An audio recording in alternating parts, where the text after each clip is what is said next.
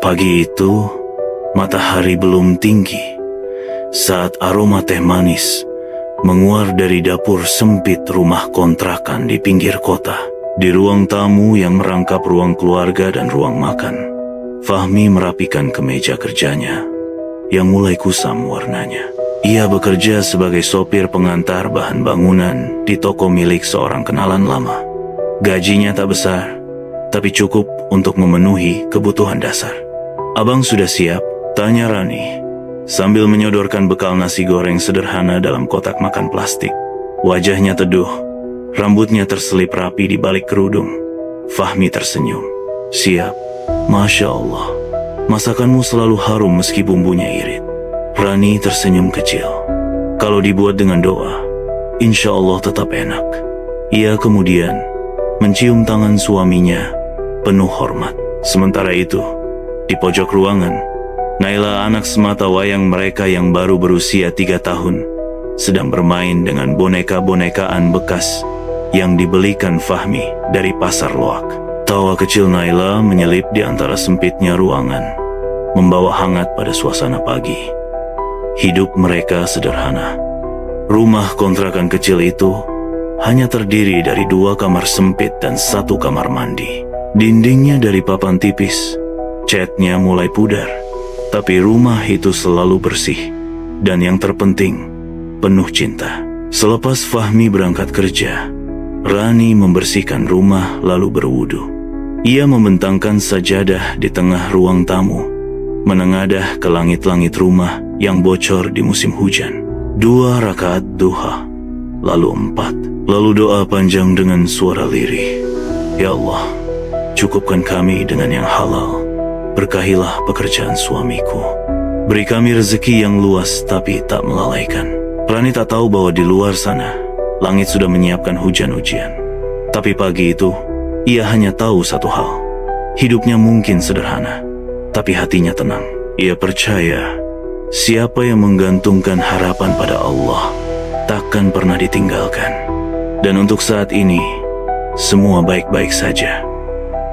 Tapi, baik-baik saja kadang hanya bertahan sebentar, seperti langit cerah yang tiba-tiba mendung tanpa aba-aba. Siang itu, saat Rani sedang menyuapi Naila dengan bubur jagung hangat, pintu rumah diketuk keras dari luar. Rani bergegas membuka. Di ambang pintu berdiri Fahmi. Wajahnya pucat, peluh bercucuran meski hari tak panas. "Bang, kenapa pulang cepat?" Fahmi tak menjawab. Ia hanya melangkah masuk, meletakkan tas kerjanya, lalu duduk di lantai. Diam. Matanya menatap kosong. "Bang," Rani mendekat, khawatir. Pelan-pelan, Fahmi menghembuskan napas berat. "Toko tempat abang kerja tutup, bangkrut. Semua karyawan diberhentikan, termasuk abang." Rani terdiam. Suapan di tangan berhenti. Naila masih mengunyah buburnya, belum mengerti apa yang sedang terjadi. Tapi udara di dalam rumah tiba-tiba terasa sesak. "Lalu, sekarang bagaimana?" tanya Rani perlahan. Fahmi menggeleng. "Abang belum tahu." Hari-hari setelah itu berubah sunyi. Fahmi mulai keluar rumah pagi-pagi, menyusuri jalan-jalan kota dengan CV lamanya, mencari pekerjaan baru. Tapi tak ada jawaban. Semua menolak. Kadang ia pulang menjelang maghrib dengan sepatu berdebu, kadang lebih cepat dengan wajah murung. Rani tetap seperti biasa. Bangun sebelum subuh, menyiapkan sarapan seadanya, menyapu halaman kecil depan rumah, lalu sholat duha. Tapi kali ini, doanya lebih lama, lebih lirih, kadang diselingi air mata. Suatu sore, pemilik kontrakan datang. "Sudah 3 bulan belum bayar, Pak Fahmi. Maaf, bulan depan harus lunas ya, atau saya cari penyewa lain." Fahmi mengangguk lemah. Malam itu ia tidak banyak bicara. Ia duduk termenung di depan rumah, menatap lampu jalanan yang temaram. Dari dalam, Rani menatap suaminya dengan mata sendu. Ia tahu hati Fahmi sedang rapuh, tapi ia percaya badai ini bukan akhir. Ia memeluk Naila erat-erat lalu menatap langit. Ya Allah, aku tahu kau sedang mengujiku, tapi tolong jangan biarkan suamiku hancur. Kuatkan dia, beri kami jalan. Dan langit malam itu terasa lebih sunyi dari biasanya. Tapi bukan karena malam lebih gelap, melainkan karena hati Fahmi semakin redup. Seolah cahaya harapan ikut padam bersama lampu dapur yang tak sanggup lagi dibayar listriknya. Esoknya, ia keluar sejak subuh, tak lagi membawa CV atau lamaran. Ia hanya membawa tubuh letih dan tekad rapuh, berkeliling dari warung ke warung, menawarkan tenaga. Apa saja ia kerjakan. Bantu angkut barang, cuci motor, jadi kuli panggul, bahkan menjaga parkir di minimarket. Upahnya tak seberapa. Kadang cukup untuk sekilo beras, kadang hanya untuk sepotong tahu goreng dan bensin motor. Tapi Fahmi tak mengeluh. Meski tiap pulang, ia mendapati Naila tidur tanpa susu dan istrinya duduk diam menatap kompor kosong. Suatu hari, Rani memberanikan diri berkata, "Bang, bagaimana kalau kita jualan kecil-kecilan saja dari rumah?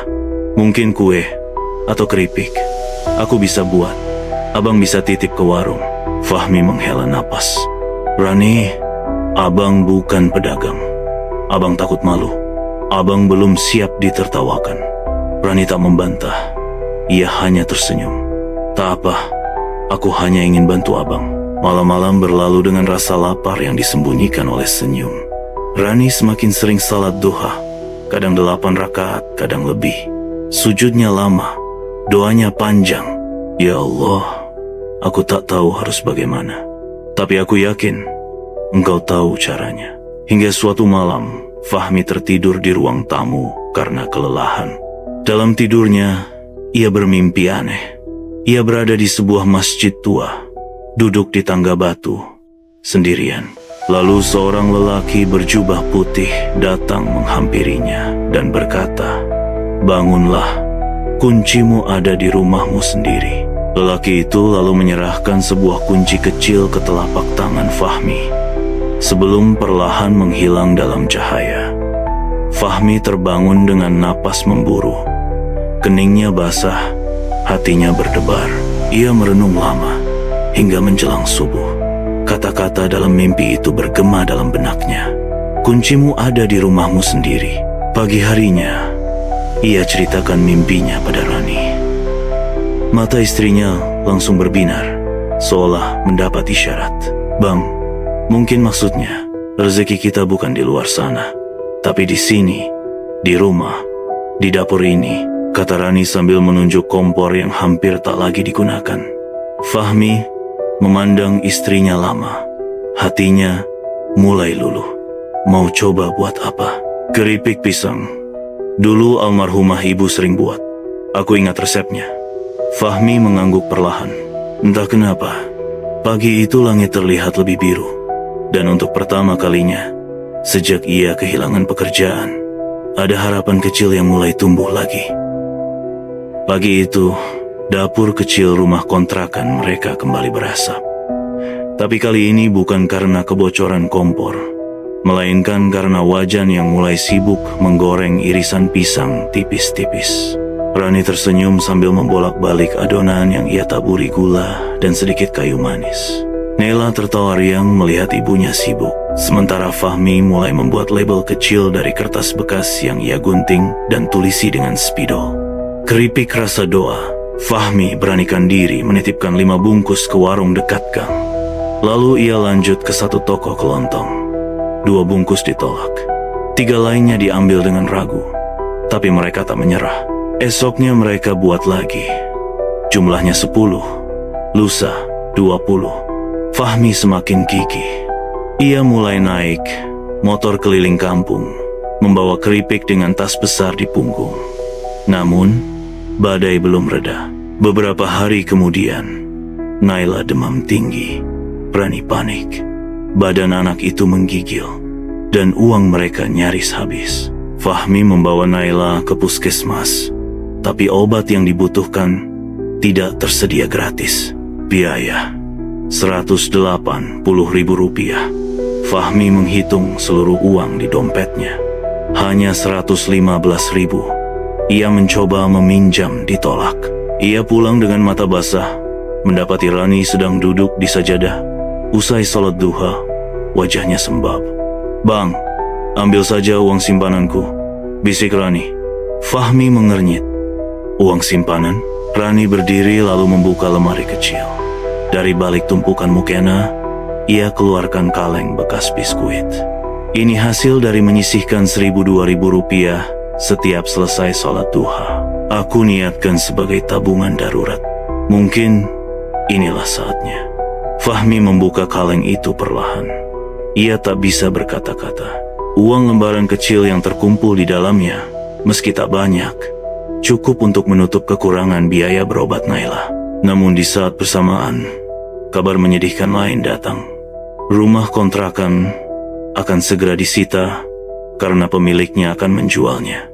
Mereka diberi waktu 2 minggu untuk pindah. Kini Fahmi hanya punya 2 pilihan: menyerah dan mengungsi ke rumah mertuanya di kampung dengan tangan hampa, atau mempertaruhkan segalanya untuk menjadikan usaha kecil mereka satu-satunya tumpuan hidup. Malam itu, ia sujud lama di ruang tamu. "Ya Allah, ini jalan yang Kau tunjukkan. Tapi hamba lemah. Jika ini jalanku, mudahkan. Jika ini bukan, beri petunjuk." Dan saat ia bangun dari sujud, hatinya mantap. Ia memilih untuk melawan bukan dengan marah, tapi dengan iman dan ikhtiar. Fahmi memutuskan, besok pagi ia akan buat 100 bungkus keripik. Ia akan keliling pasar, toko, hingga keluar kota jika perlu. Satu kesempatan terakhir, satu taruhan hidup. Pagi itu, sebelum azan subuh berkumandang, Fahmi sudah duduk di dapur.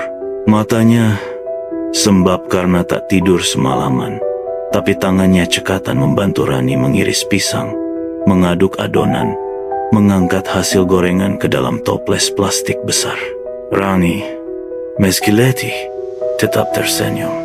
"Kita serahkan semua pada Allah, Bang. Kita hanya usaha."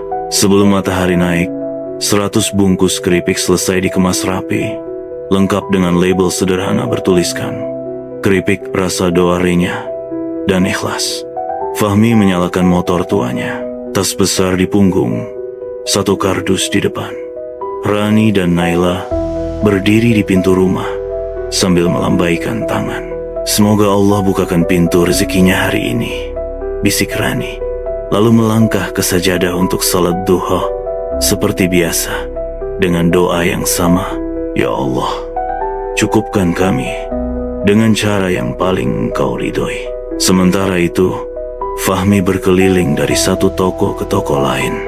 Di pasar pertama, penjual menolak. Di minimarket kecil, ia ditertawakan. Di warung pinggir jalan, ia disuruh kembali sore hari. Panas mulai menyengat. Bekal air minum habis.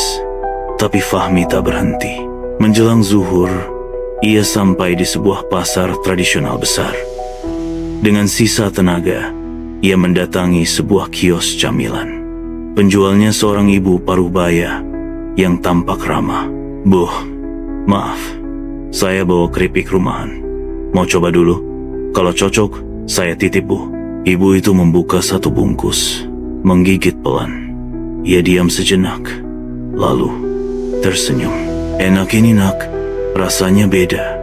Lembut, renyah, manisnya pas. Kamu buat sendiri?" Fahmi mengangguk cepat.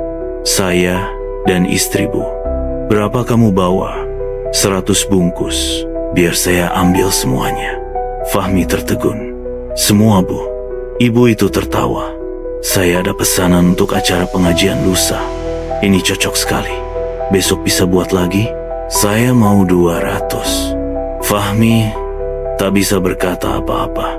Tangannya gemetar menerima uang yang disodorkan ibu itu. Jumlahnya lebih dari cukup untuk membayar tunggakan kontrakan dan kebutuhan hidup beberapa minggu ke depan. Ia pulang dengan hati bergetar. Air mata tumpah di sepanjang jalan. Bukan karena lelah, tapi karena inilah kali pertama setelah sekian lama langit terasa terbuka. Usaha yang mereka bangun dari dapur kecil itu akhirnya diterima. Rani menyambut Fahmi dengan tatapan cemas di depan rumah. Tapi saat melihat wajah suaminya yang bercahaya, ia tahu doanya dijawab. Mereka saling pandang, tak ada kata-kata, hanya pelukan panjang dan sujud syukur yang tak berhenti di atas lantai rumah yang retak-retak, namun kini terasa seperti istana. Hari-hari setelah itu berubah drastis. Kabar tentang keripik buatan Fahmi dan Rani mulai menyebar. Ibu-ibu majelis taklim memesan dalam jumlah besar. Seorang guru TK memesan untuk bingkisan anak-anak. Bahkan, pemilik kafe sederhana di kota sebelah tertarik menitipkan produk mereka. Tanpa disadari, dapur mungil itu berubah menjadi dapur produksi.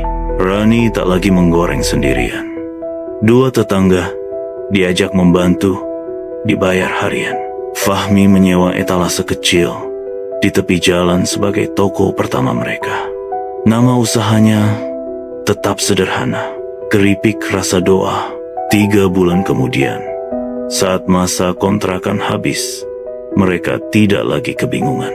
Karena untuk pertama kalinya dalam hidup mereka, Fahmi bisa membayar sewa rumah tahunan tanpa meminjam 1 rupiah pun.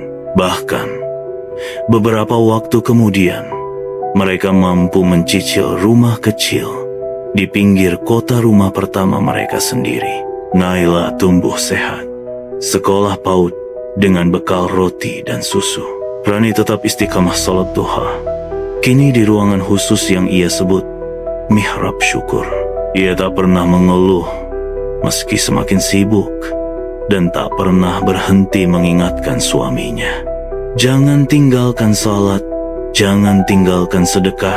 Suatu malam, saat duduk berdua di teras rumah barunya, Fahmi menatap langit dan berkata lirih, "Siapa sangka, semua ini berawal dari dapur kita dan dari salat duhamu, Ran." Rani tersenyum. "Semua ini bukan karena aku, Bang, tapi karena Allah yang mendengar doa kita saat kita benar-benar merasa tak punya siapa-siapa selain Dia." Fahmi mengangguk. Mungkin kadang Allah membiarkan kita jatuh supaya kita ingat caranya bersujud.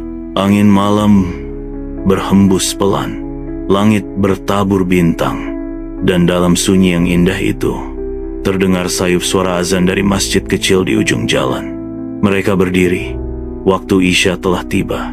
Dan seperti biasa, sebelum tidur malam itu, Rani bangkit lebih dulu ke sajadah, menyiapkan hati untuk esok hari, sambil berbisik dalam sujudnya, "Ya Allah, jadikan rezeki ini bukan hanya untuk kami nikmati, tapi juga untuk kami bagi." Jangan lupa like, komen, dan subscribe ya. Dukungan kamu berarti banget.